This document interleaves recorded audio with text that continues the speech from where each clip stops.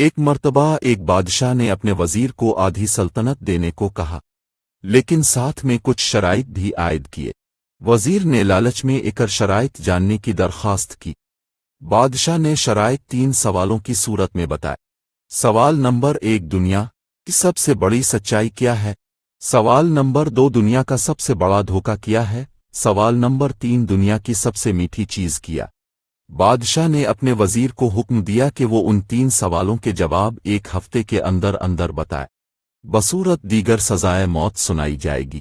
وزیر نے سب سے پہلے دنیا سب سے بڑی سچائی جاننے کے لیے ملک کے تمام دانشوروں کو جمع کیا اور ان سوالات کے جواب مانگے۔ انہوں نے اپنے اپنے نیکیاں گنوائی، لیکن کسی کی نیکی بڑی اور کسی کی نیکی چھوٹی نکلی، لیکن سب سے بڑی سچائی کا پتہ نہ چل سکا۔ اس کے بعد وزیر نے دنیا کا سب سے بڑا دھوکہ جاننے کے لیے کہا، تو تمام دانشور اپنے دیے ہوئے فریب کا تذکرہ کرتے ہوئے سوچنے لگے کہ کس نے کس کو سب سے بڑا دھوکہ کیا، لیکن وزیر اس سے بھی مطمئن نہ ہوا اور سزائے موت کے خوف سے بھیس بدل کر وہاں سے فرار ہو گیا۔ چلتے چلتے رات ہو گئی۔ اسی دوران اس کو ایک کسان نظر آیا جو کرپ سے زمین کھود رہا تھا۔ کسان نے وزیر کو پہچان لیا۔ وزیر نے اس کو اپنی مشکل بتائی، جسے سن کر کسان نے اس کے سوالوں کے جواب کچھ یوں دیے۔ دنیا کی سب سے بڑی سچائی موت ہے۔ دنیا کا سب سے بڑا دھوکہ زندگی ہے۔ تیسرے سوال کا جواب بتانے سے پہلے کسان نے کہا کہ اگر میں تمہارے سارے سوالوں کے جواب بتا دوں تو مجھے کیا ملے گا؟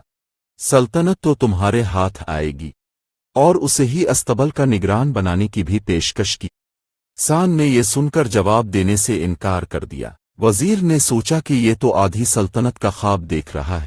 وزیر جانے لگا تو کسان بولا، اگر بھاگ جاؤ گے تو ساری زندگی بھاگتے رہو گے اور بادشاہ کے بندے تمہارے پیچھے کر کے رہیں گے، اور اگر پلٹو گے تو جان سے مارے جاؤ گے۔